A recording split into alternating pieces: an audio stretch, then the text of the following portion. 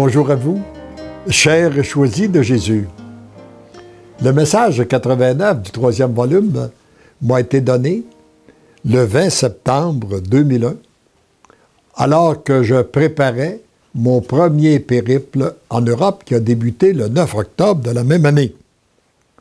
Et le titre a « Il vous convient d'apprendre à être docile et à devenir des instruments malléables entre les mains du Père ». Je crois que c'est un fondamental pour être son messager, devenir un instrument docile entre ses mains. Voici la prière que je formulais. Seigneur Jésus, je vous présente à nouveau ce voyage en Europe, suscitant angoisse et préoccupation, principalement pour les deux prêtres accompagnateurs, car je m'interrogeais si je devais être accompagné de deux prêtres. Je me place à votre écoute. Merci d'entendre et d'exaucer cette pauvre prière. Je vous aime. La réponse, mon tout petit. Ta prière est déjà présentée au Père. Pour devenir missionnaire, selon la volonté du Père, il faut s'attendre à une désinstallation. Et ça rejoint ce que j'ai dit souvent à travers cette mission-là. Il y a 3 mots pour décrire ce que je vis. C'est désinstaller, émerveiller, puis dépasser. Je suis désinstallé parce que ce n'était pas ce que j'avais planifié pour ma retraite comme homme d'affaires. Ce n'est pas non plus ce que nous avions planifié, mon épouse et moi, dans notre vie spirituelle, lorsque nous avons décidé de cesser toute activité pour se consacrer à la prière, à l'adoration, à la contemplation, étant convaincus que le Seigneur pouvait faire beaucoup plus par nos prières que pour nos actions, aussi bonnes soient-elles. Mais il demeure qu'à travers cette désinstallation, je suis, jour après jour, émerveillé et complètement dépassé. La grande désinstallation doit se faire d'abord au niveau de la pensée, laquelle analyse et prend des décisions. Par la suite, cela se traduit au niveau de l'agir, car notre agir est beaucoup influencé d'abord par nos pensées. L'interpellation que vous avez reçue dans votre cœur a été claire.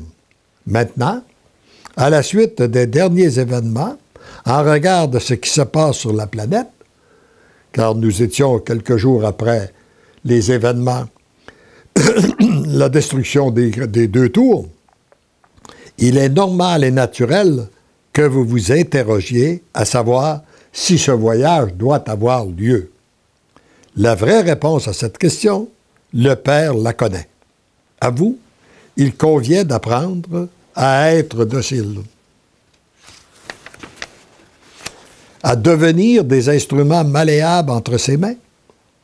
Vous devenez ces instruments malléables lorsque vous renoncez à vos pensées propres, à vos analyses, à votre façon de voir, de juger et d'agir, pour vous remettre totalement entre ses mains, n'ayant qu'un seul désir, celui d'accomplir sa volonté. À l'intérieur de vous-même se livre un grand combat. Dans une situation en cours, votre orientation est différente selon la partie qui l'emporte. Si c'est votre façon de penser et d'analyser qui prend le dessus, vous analysez, alors le pour et le contre, et prenez votre décision.